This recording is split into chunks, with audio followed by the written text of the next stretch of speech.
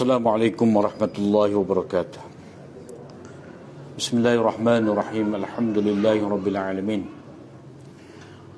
Wassalatu wassalamu ala asyrafil anbiya'i wal mursalin nabina Muhammadin wa ala alihi wa sahbihi ajma'in.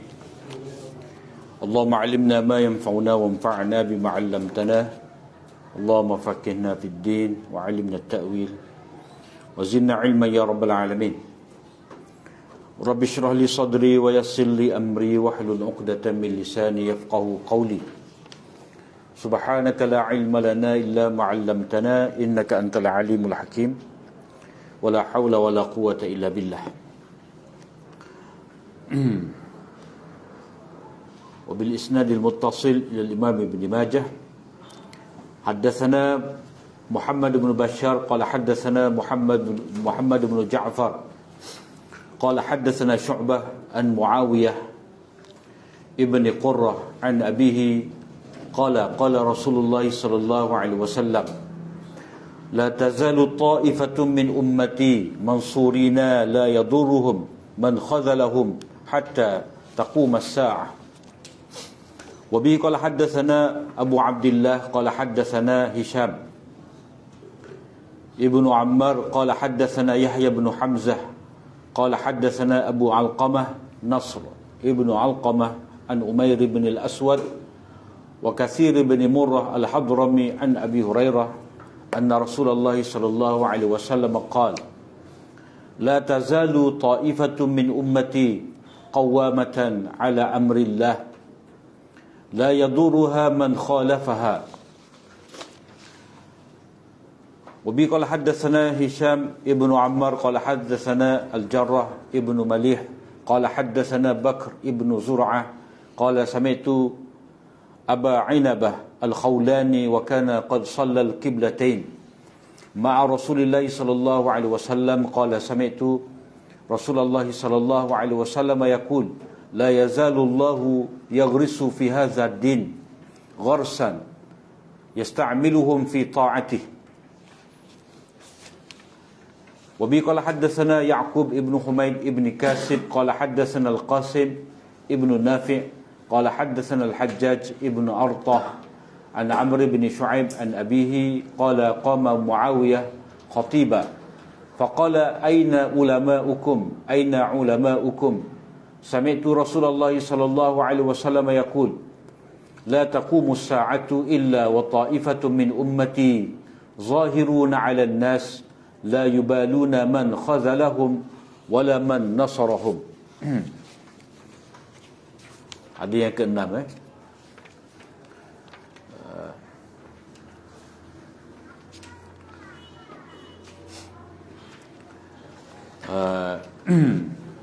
hadis ni Imam Ibn Majah meriwayatkan daripada beberapa perawi ni. Guru dia yang pertama Muhammad Ibn Bashar. Dan nota kita tu Muhammad bin Bashar bin Uthman bin Daud bin Kaisan Al-Basri Al-Abdi, seorang yang thiqah dan hafiz. Muhammad bin Bashar ni laqab dia Bundar. Dan beliau adalah imam yang besar, guru utama kepada Imam Muslim dan lain-lain imam.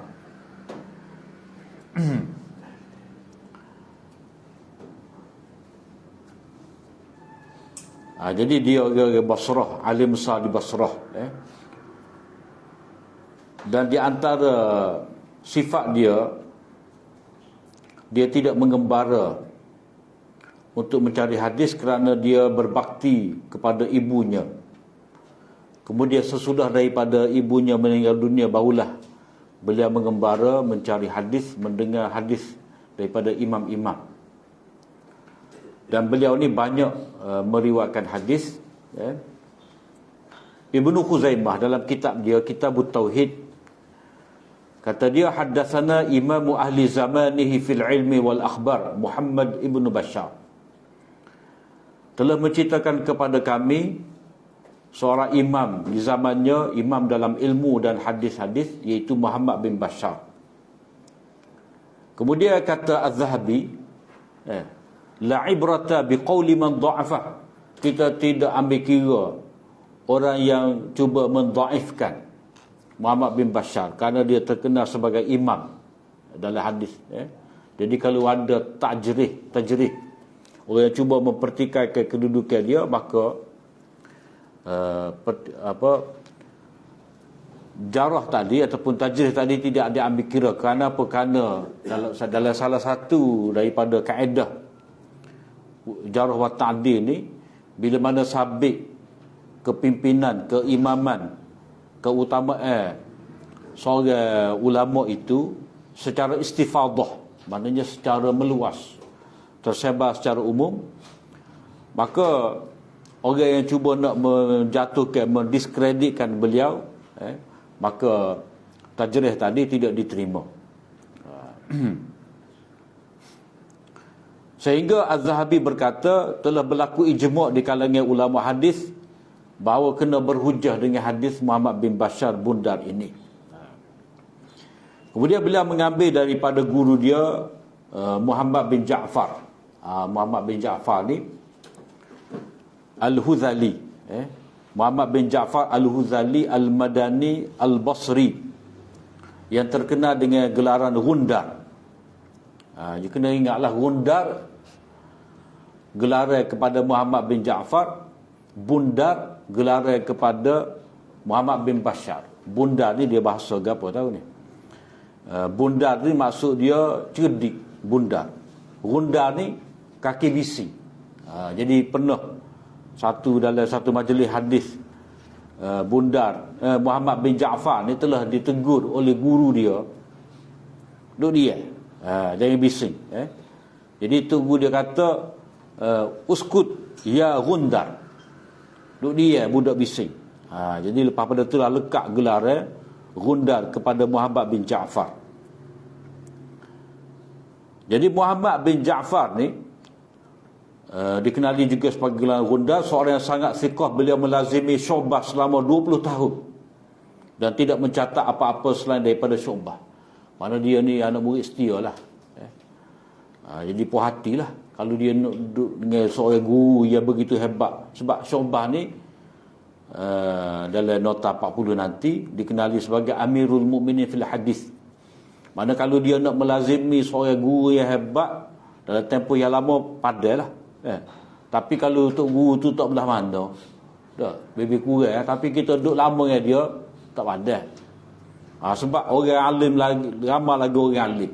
Jadi kalau kita nak ta'assub ke, nak mulazamah dengan seorang guru dalam tempoh yang lama, biar padah. Seperti mana yang dibuat oleh Gundar Muhammad bin Ja'far.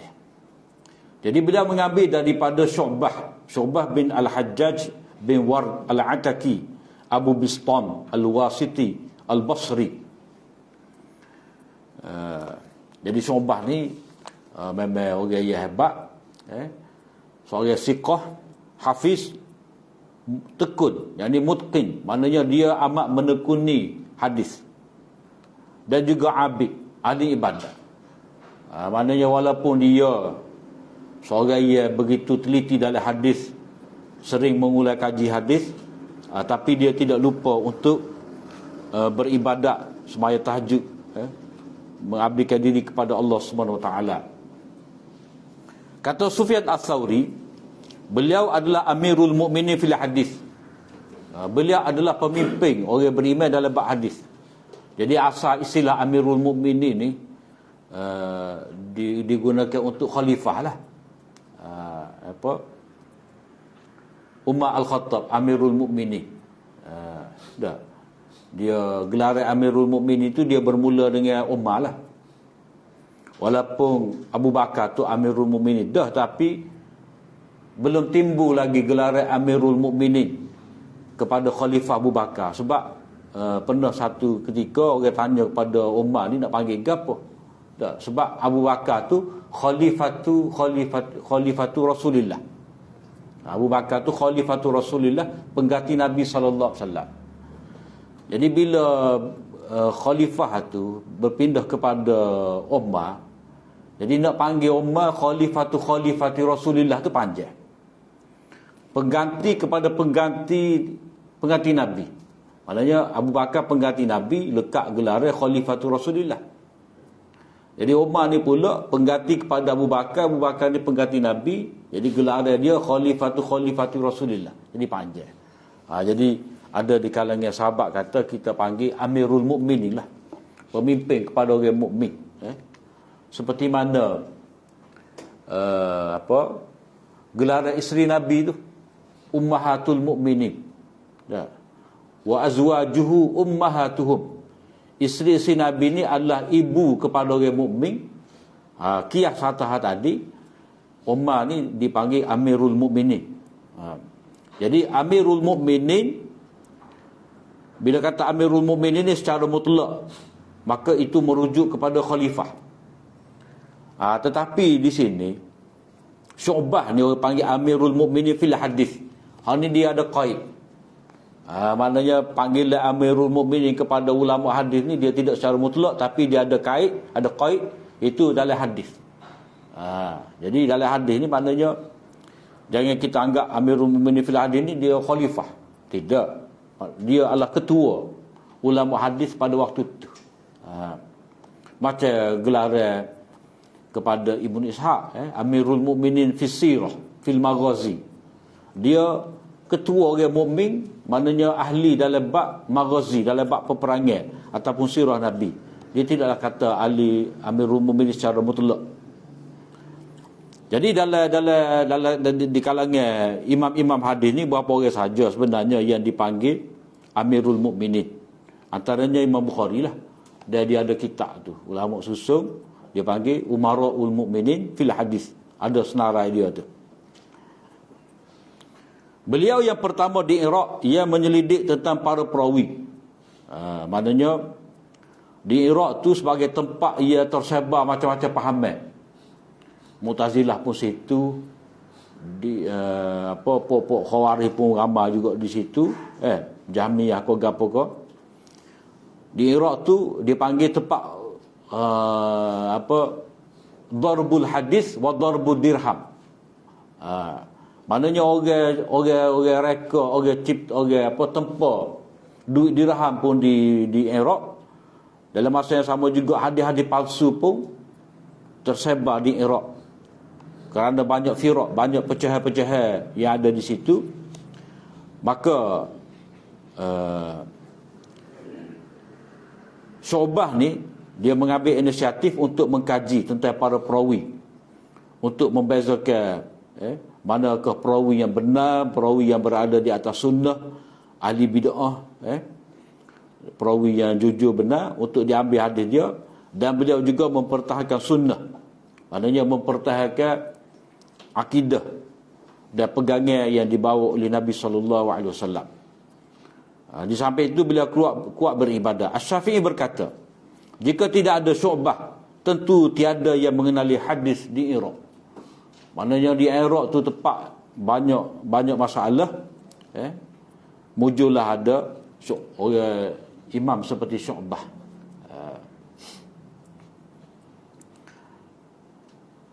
Syu'bah ni ambil daripada Muawiyah bin Qurrah, seorang yang siqah lagi alim. Ringkas ya tentang Muawiyah bin Qurrah ni, dan beliau adalah tabi'in, seorang yang siqah, siqatun alim. Kata Hafiz Ibn Hajar, seorang siqah lagi alim. Ayah dia Qurrah bin Iyas bin Hilal Abu Muawiyah al-Basri, seorang sahabat. Ibnu Abdul Bar berkata, tidak ada sesiapa yang meriwayatkan daripadanya kecuali anaknya. Mana dia ni tidak terkenal lah sebagai banyak meriwayatkan hadis, kecuali seorang sahaja, itu anak dia. Tapi tak apalah, walaupun dia seorang, tapi dia sahabat, orang lain tak boleh. Orang lain ni, kalau hanya seorang sahaja yang meriwayatkan hadis daripada dia, ni dia panggil masturul hal, keadaan dia tu tidak diketahui, sebab seorang aja yang ambil riwayat daripada dia. Tetapi oleh kerana Qurrah bin Iyas ni seorang sahabat, seorang sahaja yang meriwayatkan daripadanya tak apa, sebab sahabat ni dia adil. As-sahabatu kulluhum udul. Kaedah kata sahabat semuanya adil. Maknanya tidak perlu kepada Imam Jarrah wa Ta'dil kata orang ni sahabat sikoh baru kita nak ambil riwayat daripada dia. Sebab ta'dil maknanya memberi kredit, memuji sahabat ni dia sabit dalam Al-Quran dan hadis-hadis Nabi.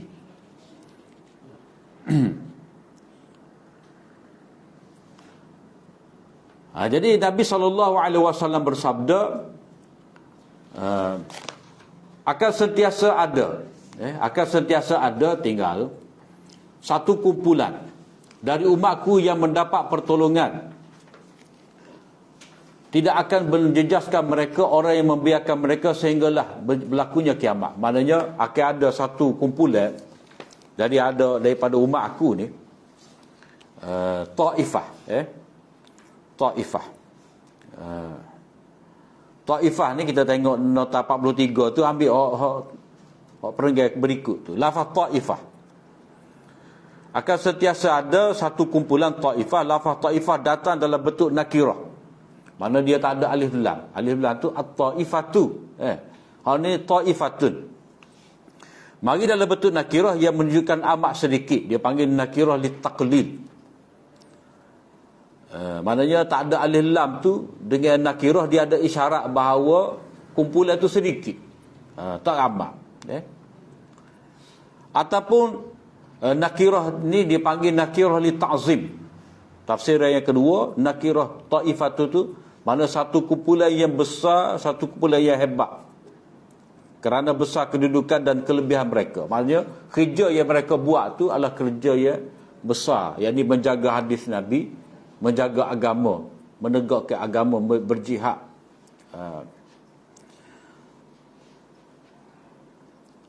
Atas tu, masuk kumpulan ini sebagaimana yang dinukilkan oleh Imam Nawawi.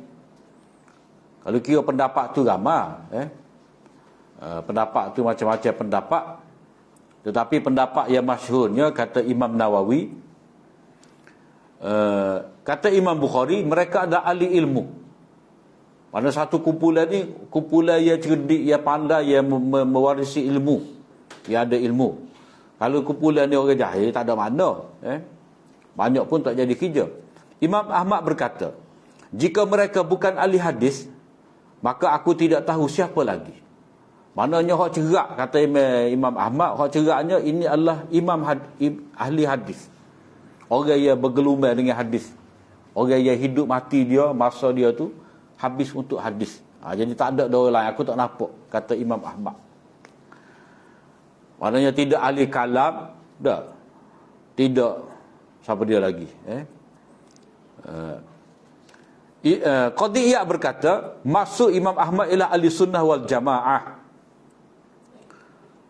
Maknanya orang yang ikut sunnah, maknanya orang yang ikut hadis Nabi, wal jamaah maknanya ikut sahabat. Sebab jamaah di sini dengan mana sahabat. Bukan jamaah ni majoriti ataupun arus perdana, tak ada. Waktu tu tafsir orang kemudian. Sebab bila kata sunnah disertakan dengan jemaah, jadi kalau kata sunnah tu hadis Nabi, maka jemaah tu makna jemaah sahabat. Sebab sahabat ni lah ia belajar ataupun dididik secara langsung oleh Nabi SAW. Sahabat ni dia berada pada suasana turunnya wahyu. Sebab kalau ada kesalahan daripada pihak sahabat di kalangan mereka, Allah Ta'ala tegur selalu. Allah Ta'ala tegur selalu. Seperti mana kita baca dalam banyak ayat Quran. Minkum man yuridud dunya wa minkum man yuridul akhirah. Di kalangan kamu ni ada hak nak dunia, ada nak ke akhirat. Jadi ayat tu dia turun pada zaman sahabat, tuju kepada sahabat. Kalau kata puji pun, kuntum khaira ummatin ukhrijat linnas. Kamu, maknanya kamu wahai sahabat sebaik-baik umat.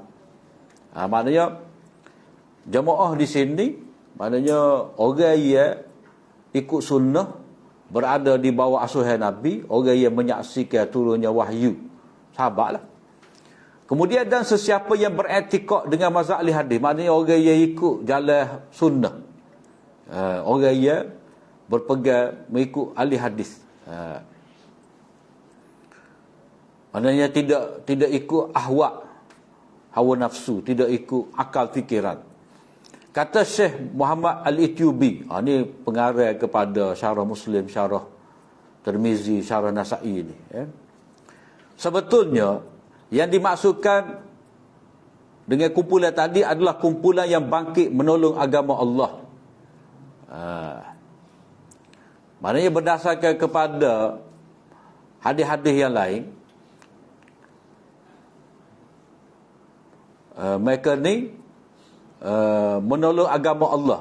Sebab dalam matan hadis kita baca tadi, mansurin, mereka tu mendapat pertolongan. Jadi syarat nak mendapat pertolongan, Allah Ta'ala kata, in tansurullah yansurkum wa yusabbit aqdamakum. Kalau kamu tolong agama Allah, membela agama Allah, Allah Ta'ala akan tolong kamu. Jadi maksud Nabi di sini, kumpulan ini adalah kumpulan yang menolong agama Allah. Maka dengan sebab itulah mereka mendapat pertolongan Allah, mempertahankan kemuliaannya agama Allah, mengikuti sunnah dan menghapuskan bid'ah. Sebab bila wujud bid'ah, bila berluasa bid'ah, maka sunnah akan hilang, akan terhapus. Macam contoh, bila orang meninggalkan sunnah ni, mana sunnahnya bila berlaku kematian, jiran-jiran tu akan hantar makanan untuk keluarga si mati. Itu sunnahnya. Isna'u li ali Ja'far ta'am. Buatlah makanan untuk keluarga Ja'far ni. Tapi kalau keluarga si mati tu pula sibuk nak jamu kepada orang mai ngati, nak sediakan nasi buku untuk orang semaya mayat, jadi terbalik. Jadi sunnah hilang, maka wujudnya bid'ah. Jadi orang mengikut sunnah, mengikut agama, membela agama, ia merangkumi sesiapa yang bersifat dengan sifatnya. Manakah asalkan mereka tu ada sifat menjaga agama Allah, mempertahankan sunnah, tak kira. Itu yang terdiri daripada ulama hadis, mufassir, ahli tafsir Quran, fuqaha, maknanya ahli fiqh, ia mengkaji hadis untuk mengeluarkan hukum. Maknanya hadis tu banyak. Hadis tu macam-macam taraf, macam-macam makna, ada yang bercanggah makna, ada yang nasih masuk. Maka kerja fuqaha inilah memberi tafsir kepada hadis-hadis tadi. Begitu juga umara, maknanya pemimpin yang memegang tampuk pemerintahan. Dia kena ada juga yang jaga kerajaan, yang jaga umat ni. Para pemerintah, para mujahidin, pejuang yang berani, maknanya orang yang sanggup mengorbankan nyawa mereka mati syahid, yang menegakkan agama, yang menegakkan perkara tersebut, menegakkan agama. Maknanya tafsir ahli hadis ni, maknanya ahli ilmu, siapa-siapa yang menjaga agama. Sebab agama ni dia mari daripada hadis, bukan mari daripada fikiran manusia. Kemudian mungkin ada setengah orang dia kata pelik ni kalau kita nak kata ahli hadis. Mana tok fiqh nak tak mana? Kita kena ingat fuqaha tu, kalau baca Syafi'i, fuqaha dan ahli hadis. Sebab Imam Syafi'i dia meriwayatkan hadis, begitu juga Imam Malik, Imam Ahmad, dia ada hadis yang dia riwayat dan dia ada mazhab. Jadi Imam Syafi'i, Imam Malik, Imam Ahmad ni dipanggil fuqaha muhaddisin. Dia meriwayatkan hadis dan dia beristihad menafsirkan hadis. Cuma pendapat-pendapat beliau tu diteruskan oleh orang kemudian sehingga jadi mazhab yang dinisbahkan atas diri dia. Sebab itulah dia ada nama mazhab Malik, mazhab Syafi'i, mazhab Ahmad. Sebab orang menisbahkan kepada mazhab pada imam tadi. Ia membentuk menjadi mazhab tu bukan imam tu sendiri, tapi generasi kemudian. Bukan kata aku nak buat mazhab ni, kamu kena ikut. Tak. Cuma waktu tu dia menjadi imam, menjadi ikutan. Lepas pada itulah orang saring, orang susung, orang huraikan pendapat-pendapat Syafi'i ataupun pendapat-pendapat Malik, barulah lepas pada itu terbentuk mazhab. Jadi setengah orang dia kata apa ni? Kata ahli hadis saja. Jadi tak pelik sebenarnya. Jadi kalau kita mengambil kira pendapat Imam Ahmad tadi, ia dimaksudkan di sini adalah ahli hadis, tak pelik kerana yang pertama ahli hadis ni bila kata ahli, bila kata ahli mana dia mahir, dia pakar, dia bergelumai, habis masa dia dengan hadis.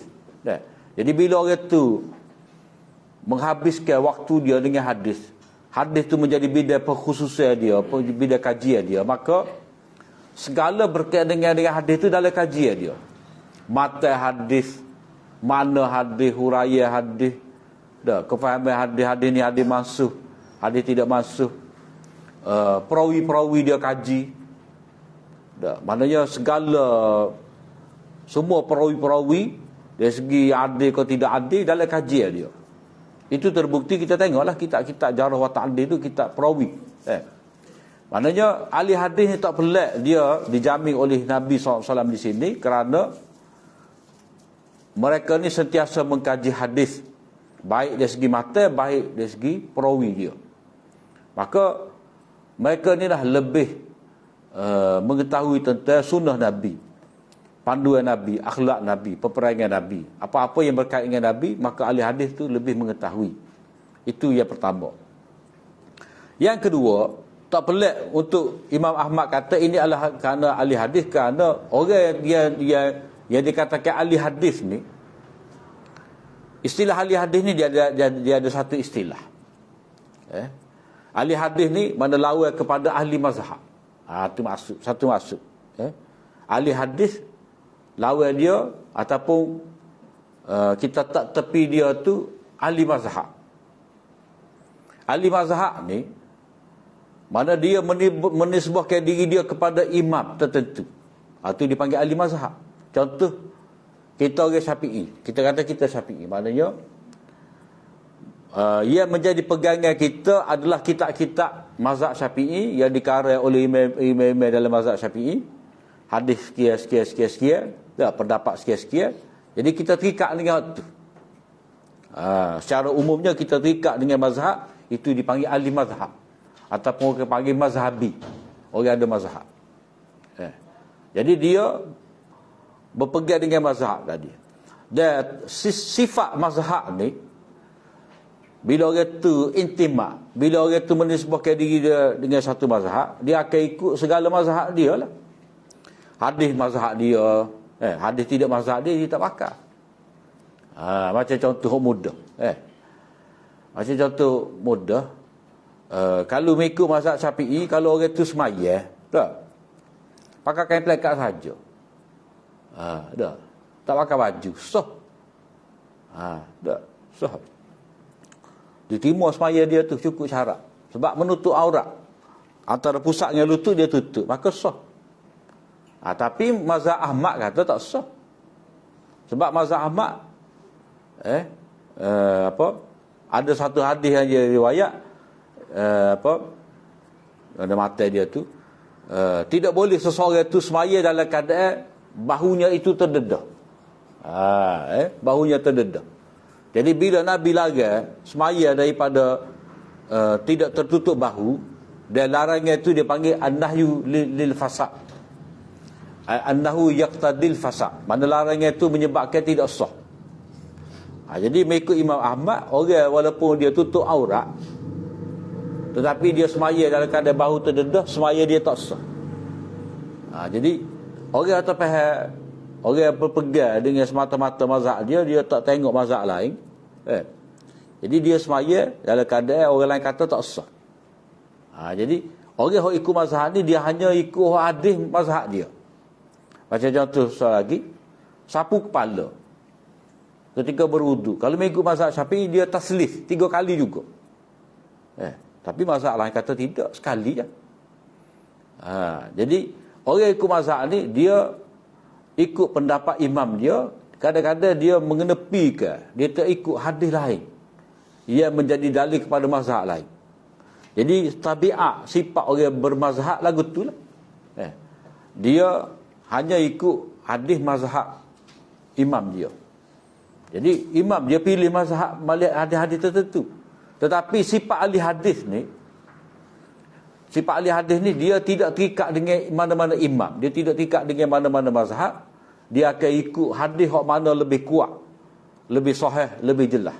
Tak kira hadis tu menepati mazhab Imam Malik ke, Imam Syafi'i ke, Imam Hanafi ke, Imam Ahmad ke, tak kira. Itu orang panggil golongan ahli hadis. Jadi golongan ahli hadis ni dia akan ikut hadis-hadis dan dia tidak terikat dengan hadis imam tertentu. Jadi khazanah hadis tu dia lebih banyak lagi ada pada golongan ahli hadis. Sebab dia tidak terikat, mana tidak kisah, tidak menjadi satu isu kepada mereka hadis tu riwayat siapa dia. Tak kira Imam Hanafi ke, Imam Malik ke, Imam Syafi'i ke, yang penting bila hadis tu sabit sahih daripada Nabi sallallahu alaihi wasallam, maka itu menjadi mazhab dia. Sebab itulah ada disebutkan di sini Imam Syafi'i dia memberitahu kepada Imam Ahmad. Imam Syafi'i sebagai orang yang alim dalam fiqh, dia kata kepada Imam Ahmad yang alim dalam bab hadis, Imam Syafi'i kata, antum a'lam bil hadis minni. Kamu lebih mengetahui hadis berbanding dengan aku ni. Fa idza ja'akum al hadisu sahihan fa akhbirni bihi hatta adhhaba ilaihi. Sawa'un kana hijaziyan am kufiyan am misriyan. Bila datang kepada kamu hadis yang sahih, maknanya bila kamu meriwayatkan hadis yang sahih daripada Nabi sallallahu alaihi wasallam ni, beritahulah kepada aku supaya aku dapat ikut. Tak kira perawi yang bawa hadis tu orang Hijaz, Mekah, Madinah ke, orang Kufah ke, ataupun orang Mesir. Itu sikap Imam Syafi'i. Sebab itulah kata-kata dia masyhur, idza sahal hadis fa huwa mazhabi. Bila hadis tu sahih, maka apa yang terkandung dalam hadis tu itulah pendapat aku. Cuma orang mazhabi ni dia bahas pula. Maknanya hadis sahih tu jadi mazhab Imam Syafi'i, kena tengok dulu. Hadis tu kadang-kadang hadis sahih tetapi hadis mansukh. Hadis sahih tapi dia bercanggah dengan hadis sahih yang lain, maka pertentangan di antara dua hadis tu kena cari jalan penyelesaian, kena jamak dan taufik. Jadi balik kepada hadis ni, kumpulan yang diberitahu sebagai khabar gembira oleh Nabi sallallahu alaihi wasallam itu adalah golongan yang menegakkan sunnah. Dan Ibnu Majah pun dia letak hadis ni pada bab i'tisam, berpegang teguh dengan sunnah. Maknanya orang yang ikut sunnah Nabi lah. Ini adalah satu kumpulan yang mana mereka mendapat pertolongan.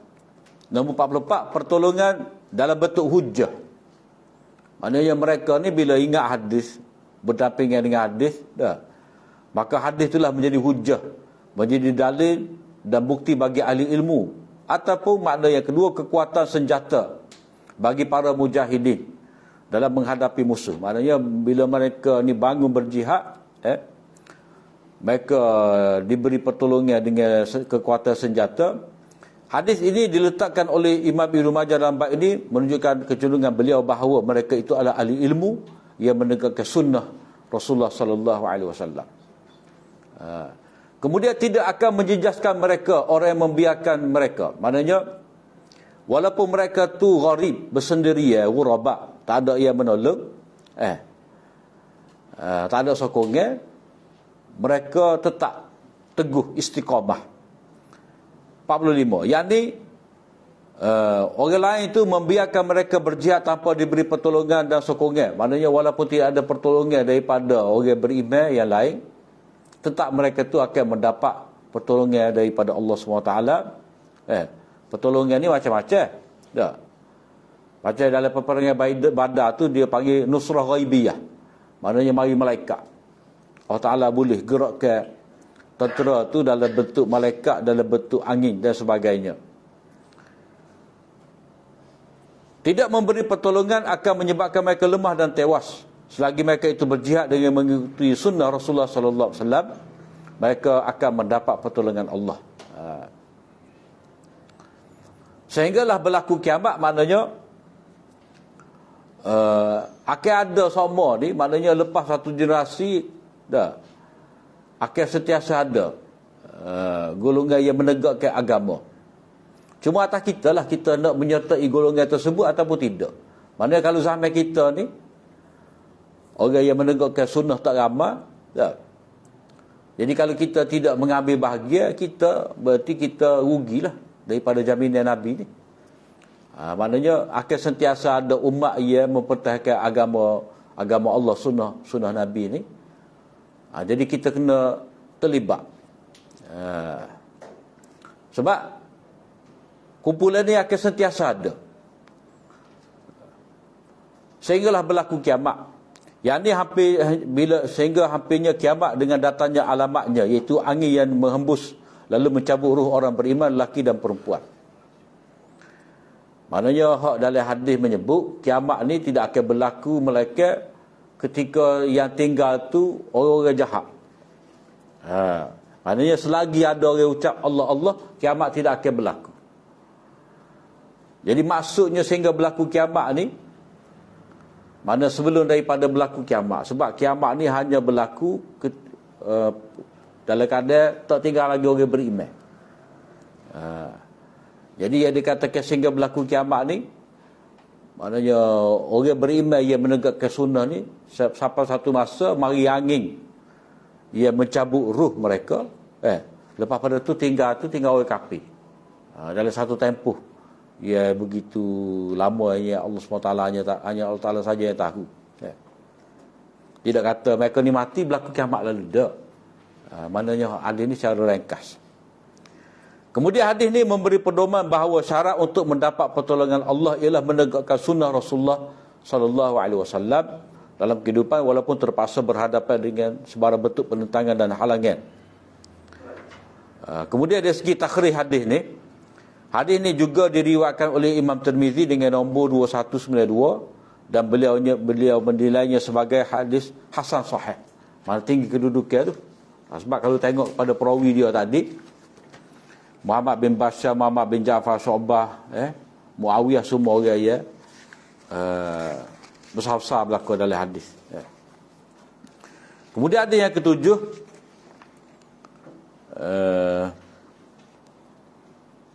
hadis ni dia tidak berapa kuat mana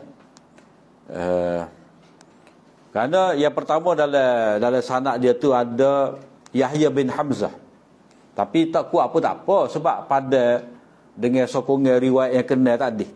Ini kalau kita belajar Muslim ni dia panggil riwayat syawahid lah, riwayat syawahid ataupun mutaba'at, riwayat sokongan. Jadi riwayat ada dalam sanad dia tu Yahya bin Hamzah bin Waqi' al-Hadrami ad-Dimashqi. Beliau seorang yang thiqah tetapi dituduh dengan qadariyah.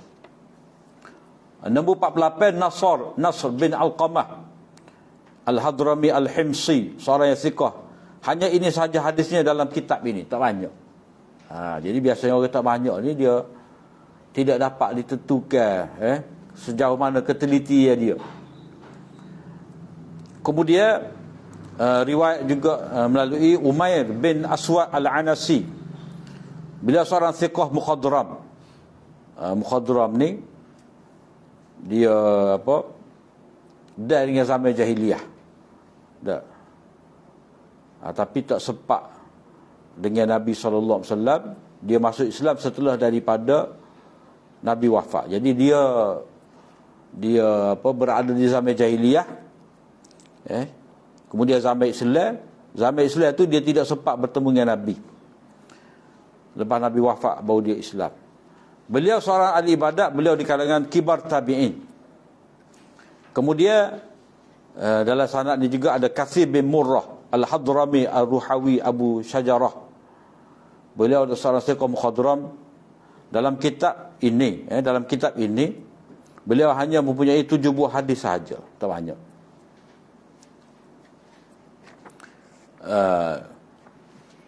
Beliau mengambil riwayat daripada Abu Hurairah bahawa Rasulullah sallallahu alaihi wasallam bersabda, akan sentiasa ada satu kumpulan dari umatku yang tegak di atas urusan Allah. ala amrillah. Qawamah mana tegak menjaga agama Allah Ta'ala, urusan Allah, agama Allah Ta'ala. La yaduruhum, orang yang menentang mereka tidak akan memudaratkan dan membahayakan mereka. Maknanya mereka ni tidak gentar untuk menghadapi musuh-musuh. Mana dalam mereka menegakkan urusan Allah Ta'ala, menjaga agama Allah, menyebarkan agama Allah Ta'ala tu, ada yang menentang mereka, maka mereka tidak memudaratkan mereka ni, maknanya mereka tetap istiqamah, tidaklah menyebabkan mereka tu berpaling tadah ikut golongan yang menentang mereka. Nombor 51, perlunya ada di kalangan di kalangan umat ni, perlunya ada di kalangan umat ini satu kumpulan yang menumpukan usaha mereka dan perjuangan mereka untuk membela agama Allah. Jadi kena ada niat lah untuk kita ni jaga agama Allah Ta'ala. Hadis ini juga diriwayatkan oleh Ibnu Hibban dalam Sahih dia dan juga oleh Bazzar dalam Musnad dia. Kemudian hadis yang ke-8. Hadis yang ke-8 ni Imam Ibnu Majah mengambil hadis ni daripada Hisham bin Ammar. Cerita Hisham bin Ammar ni lepas dah. Kemudian perawi seterusnya tu Jarrah bin Malih, Abu Abdurrahman Al-Himsi, seorang yang saduk, seorang yang benar. Saduk tu maknanya seorang yang benar. Saduk, Sadiq, Siddiq. Jadi orang Arab tu dia daripada perkataan sadaqah, benar, Siddiq, Abu Bakar Siddiq, Sadiq, orang yang benar. Cuma dalam istilah jarh wa ta'dil ni, Sadiq mana orang yang benar. Orang yang benar tu dalam kategori ulama jarh wa ta'dil ni, penilaian Sadiq ni adalah penilaian secara sederhana. Dia tidak tinggi mana. Kalau perawi itu dikatakan Sadiq, dia tidaklah setanding dengan thiqah. Dia rendah lagi. Tingginya siqatun ataupun siqatun sabtun. Kemudian siqah saja. Kemudian Sadiq. Jadi Sadiq tu dia atas tara lah kita kata. Atas tara. Begitu juga perawi seterusnya Bakar bin Zur'ah Al-Khawlani, seorang yang Sadiq.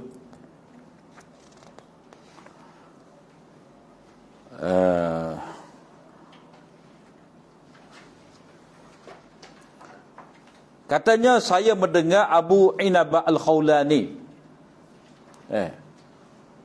Ibnu Majah kata wa kana qad shallal qiblatain ma'a Rasulillah sallallahu alaihi wasallam. Jadi Abu Inabah ni dia pernah bersembahyang bersama dengan Nabi dua kiblat. Mana dia ada? Dua kiblat ni maksudnya dia antara orang yang mereka awal Islam berada di Madinah dalam tempoh 16 bulan. Sebab Nabi SAW mula-mula tu menghadap ke arah Baitul Maqdis. Lepas pada tu dah turun wahyu supaya menghadap ke Baitullah. Jadi Abu Inabah Al-Khawlani ni dia sempat bersemaya dengan Nabi dua kiblat. Kalau orang tu semaya hanya menghadap ke Mekah, maknanya dia tak ada dengan awal Nabi berhijrah. Jadi ini menunjukkan bahawa Abu Inabah ni dia awal Islam, awal beliau berada di Madinah. Nombor 54, ulama berbeza pendapat tentang kedudukannya sebagai sahabat. Ada khilaf di kalangan ulama. Beliau ni Abu Inabah ni sahabat pun ataupun tidak. Jadi ulama sirah ataupun ulama jarh wa ta'dil ni dia tidak sependapat tentang Abu Inabah. Yang lebih sahih ialah beliau seorang sahabat. Tepatnya beliau seorang sahabat. Antara ulama yang menyebut beliau sebagai sahabat ialah Al-Bukhari, Ibnu Sa'ad, Khalifah bin Khayyat dan Al-Baghawi. Dikatakan namanya ialah Abdullah bin Inabah. Hanya Ibnu Majah yang meriwayatkan hadis ini daripada beliau, dan hadis ini hanya dua sahaja dalam kitab ini. Nombor 8 ni dan hadis 1120, hadis membaca surah Al-A'la dalam surah Jumaat. Nota nombor 55 ni, yang ni beliau sempat bersembahyang dengan menghadap dua kiblat, Baitul Maqdis dan Kaabah, dan ini merupakan dalil bahawa beliau seorang sahabat. Maknanya Ibnu Majah ni dia tahu ada khilaf tentang kedudukan Abu Inabah sahabat ataupun tidak, maka dia pun sebut dalam sanad dia ni, wa kana qad shallal qiblatain ma'a Rasulillah sallallahu alaihi wasallam. Maknanya Ibnu Majah ni sependapat dengan Bukhari dan ahli sirah yang lain bahawa Abu Inabah ni adalah sahabat. Jadi wa kana qad shalla tu kita lebih mengatakan bahawa itu adalah kenyataan daripada Ibnu Majah. Sebab dalam sanad ni dalam sanad ni bila guru dia sebut baca sanad tu, kalau dia nak tambah, dia akan tambah sebagai komentar lah. Dia panggil jumlah muqtaridah, ayat selingan. Jadi ayat selingan ni, ini adalah ayat selingan yang dibuat oleh Ibnu Majah untuk mentarjihkan bahawa Abu Inabah ni sahabat.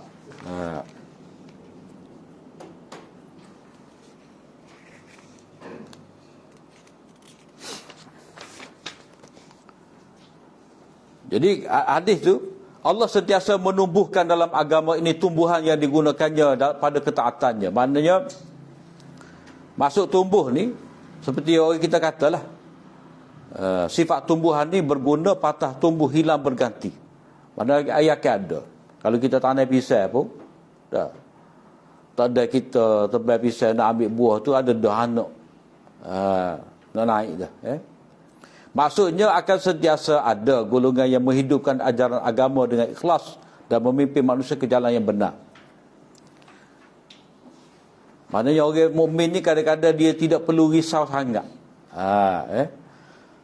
Kerisauan tu kena ada. Maknanya risau atas agama, mana dia perlu menegakkan agama, tapi janganlah dia rasa dia seorang je awak kerja agama. Maknanya kalau dia mati, akan ada orang lain yang meneruskan. Hadis ini merupakan isyarat kepada ayat ya ayyuhallazina amanu may yartadda minkum an dinih fasawfa ya'tillahu biqaumin yuhibbuhum wa yuhibbunah azillatin 'alal mu'minin 'izzatin 'alal kafirin yujahiduna fi sabilillahi la yakhafuna lawmata la'im. Katulah mereka. Wahai orang-orang yang beriman, sesiapa di antara kamu berpaling tadah dari agamanya menjadi murtad, maka Allah Ta'ala akan mendatangkan satu kaum yang ia kasihkan mereka dan mereka juga kasihkan dia. Mereka pula bersifat lemah lembut terhadap orang-orang beriman dan berlaku tegas gagah terhadap orang kafir. Sifat mereka ni berjuang dengan bersungguh-sungguh pada jalan Allah Ta'ala dan mereka tidak takut kepada celaan orang yang mencela. Maknanya kalau ada orang yang tinggal agama ni, tak pelik Allah Ta'ala boleh ganti dengan orang lain masuk Islam. Macam popok itulah hak mari serang popok Tatar dah. Hak serang Baghdad dulu. Akhirnya pok ni jadi Islam, popok Genghis Khan ni. Dan dia pula bawa Islam lepas pada tu. Jadi kalau maknanya sebagai satu amaran kepada orang Mekah tolak Nabi ni, Allah Ta'ala boleh gantikan orang lain. Tak pelik. Macam juga satu lagi ni, illa tanfiru yu'azibkum azaban alima wa yastabdil qauman ghairakum wa la tadurruhu syai'a wallahu ala kulli syai'in qadir. Jika kamu tidak pergi beramai-ramai untuk berperang pada jalan Allah Ta'ala membela agamanya, yakni khususnya peperangan Tabuk, Allah akan menyeksa kamu dengan azab seksa yang tidak terperi sakitnya, dan dia akan menggantikan kamu dengan kaum yang lain. Maksudnya kalau kamu tak usah bawa agama, ada orang yang boleh bawa agama. Allah Ta'ala boleh beri pahala pada siapa-siapa yang dia nak. Orang tak usah pada perjuangan, tak usah pada pahala, rugilah dia. Dan kamu tidak akan dapat mendatangkan bahaya sedikit pun kepadanya. Maknanya kamu tidak menolong agama Allah Ta'ala akan jadi lemah. Tidak. Maknanya yang kita anggap agama ni bergantung pada kita. Tidak. Kita sebenarnya bergantung kepada agama. Maka sebab itulah kita kena korbankan nyawa untuk agama. Ini disebutkan sebagai qanun istibdal. Dalam kaedah tafsir dia panggil qanun istibdal. Yaghrisu gharsan ni maknanya Sekiranya satu kumpulan enggan memperjuangkan agama, pasti akan ada satu kumpulan lain yang dikehendaki Allah bangun memperjuangkannya. Mana tak pelik. Jadi kalau kita tak say pada agama, kita rugi. Jadi seolah-olah perjuangan yang ada di hadapan kita ni peluang untuk kita dapat pahala. Kalau kita tolak, akan ada orang bangun menjaga agama. Yang digunakannya pada ketaatannya, maknanya golongan ni akan bangkit. Allah Ta'ala jadikan mereka ni berkhidmat untuk agama, yang ni Allah mempermudahkannya untuk melakukan ketaatan dan menyinar jalan untuknya menuju pada ketakwaan kepada Allah Ta'ala. Maknanya akan ada hidayah untuk golongan ni. Hadis ini menjelaskan pertama, kelebihan Islam iaitu akan sentiasa ada golongan yang menjaga dan menegakkan agama Allah dengan cara mengikuti sunnah. Mana kalau agama dulu, mati Nabi, mati pengikut Nabi ikhlas, punah agama. Punah agama. Taurat berubah, Injil berubah, semaya berubah, zakat berubah, habis berubah. Tauhid jadi syirik. Tapi Islam tidak. Islam oleh kerana ada konsep amar ma'ruf, berpegang teguh dengan sunnah, menjaga wahyu ni, maka Islam tu sempurna. Yang kedua, Allah sentiasa memberi hidayah dan membimbing manusia ke jalan yang lurus. Adalah cara dia tu. Kemudian dari segi takhrij, hadis ni juga diriwayatkan oleh Imam Ahmad dan Ibn Hibban. Kemudian hadis yang ke-9. Imam Ibn Majah meriwayatkan hadis ni daripada rantaian perawi. Yang pertama, Ya'qub bin Humaid bin Kasib. Ya'qub bin Humaid ni kadang-kadang dibinkan kepada datuknya, mana direngkahkan Ya'qub bin Kasib Al-Madani. Tak apa, sebab dia kira tok ni ayah juga. Mana nak rengkah, bukan masalah bercanggah dengan ayat ud'uhum li abaihim tu, panggillah anak-anak tu dengan nama mereka. Tapi orang dulu ni dia nak perengkah. Oleh kerana orang tak kenal tok dia, jadi dia buat. Ataupun oleh kerana Humaid ni terkenal dia sebagai ayah kepada Ya'qub, oleh kerana dia lopak. Dia kata Ya'qub bin Kasib. Tapi dia ada dua versi lah. Kadang-kadang dia sebut Ya'qub bin Humaid, kadang-kadang Ya'qub bin Kasib. Beliau seorang yang saduk, tetapi ada kalanya berlaku waham kepadanya, mana berlaku keliru dalam periwayatan hadis ni. Jadi hadis ni seperti mana yang kita lihat, dia duduk pada hujung-hujung bab. Jadi kalau ada sedikit sebanyak tidak cukup syarat tadi, tidak menjadi masalah lah, sebab hadis ni masih lagi dikira sebagai syawahid, hadis sokongan. Kemudian Ya'qub ni ambil daripada Al-Qasim bin Nafi', yakni Al-Madani As-Suwariqi. Seorang yang mastur. Mastur ni mana tidak diketahui keadilan dia tu, dhabit dia, mastur, tersembunyi. As-Suwariqiyah satu kampung di Madinah. Jadi dipanggil Suwariqi ni kerana dia dinisbahkan pada kampung situ. Beliau mengambil hadis daripada Hajjah bin Artah. Hajjah bin Artah bin Thawr bin Hubairah bin Syarahil An-Nakhai Al-Kufi, seorang yang qadi dan faqih. Beliau seorang yang saduk, banyak kesalahan dan melakukan tadlis. Mana Hajjah bin Artah ni sebenarnya tak kuat. Ada juga ulama yang kata dia ni dhaif. Kemudian beliau ni mengambil daripada Ammar bin Shu'aib. Ammar bin Shu'aib daripada ayahnya. Ammar bin Shu'aib bin Muhammad bin Abdullah bin Ammar bin As bin Wa'il Al-Qurashi As-Sahmi Al-Hijazi. Beliau imam hadis. Biasanya kita akan jumpa an Ammar bin Shu'aib an abihi an jaddihi. Cuma di sini an Ammar bin Shu'aib an abihi saja. Tapi ada setengah hadis itu dalam Abu Daud, dalam Ibn Majah ada ke tidak? An Ammar bin Shu'aib an abihi an jaddihi. Kunyahnya Abu Ibrahim, juga dipanggil Abu Abdullah Al-Madani. Az-Zahabi mengatakan beliau adalah seorang faqih dan muhaddis bagi penduduk Taif, dan selalu berulang-alik ke Mekah dan menyebarkan ilmu. Jauh ke Allah tu, 1 kilo lebih. Beliau memiliki harta di Taif. Kalau harta di Taif tu kebun. Ibunya Habibah bin Murrah Al-Jumahiyah Ammar adalah seorang yang soduk. Jadi Ammar bin Shu'aib ni dia meriwayatkan daripada ayahnya, yakni Shu'aib, seorang yang soduk. Kata ayahnya, qama Muawiyah tu khatiban. Pernah Muawiyah bangun berkhutbah. Ucapnya, dia pun tanya dalam ucapan dia, di mana ulama kamu? Di mana ulama kamu?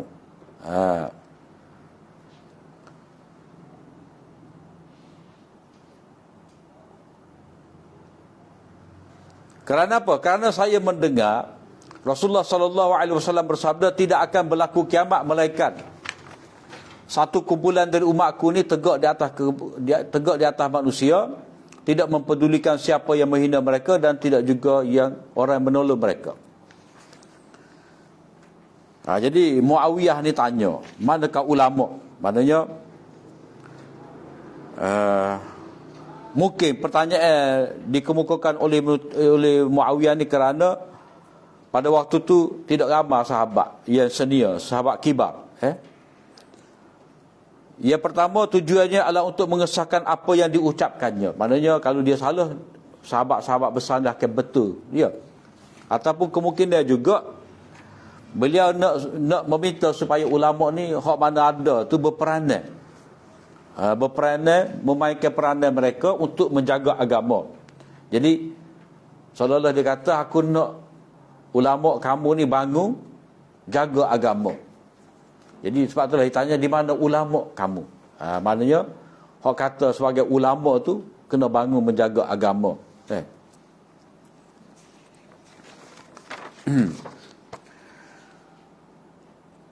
Tegak di atas manusia,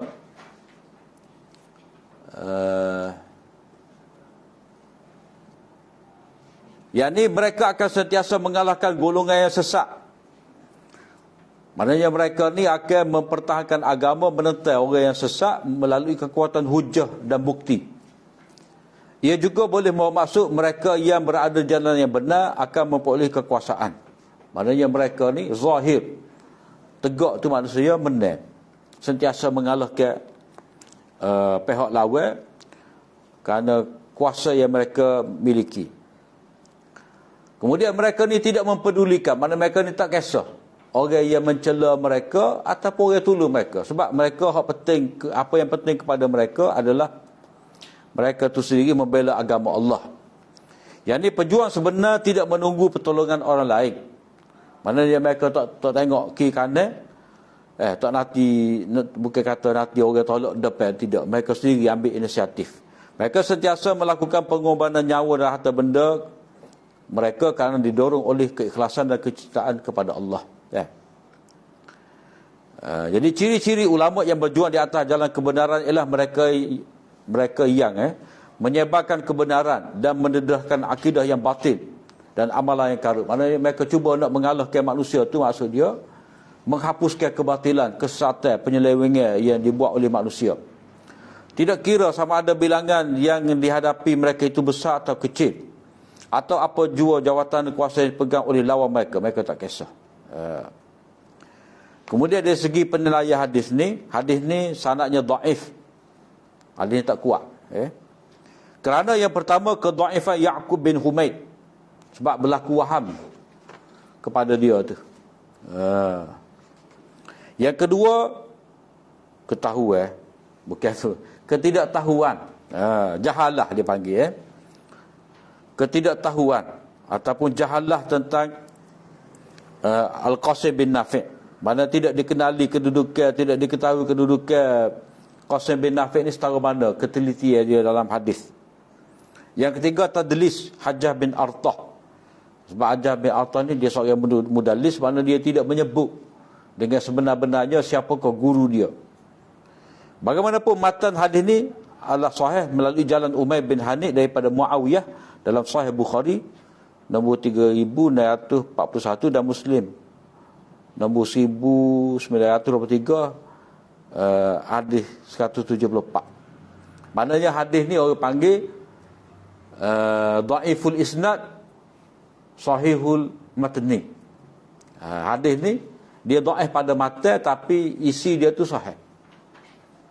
Maknanya hak dalam Ibnu Majah ni dhaif. Tak. Tapi hak dalam Bukhari Muslim ada.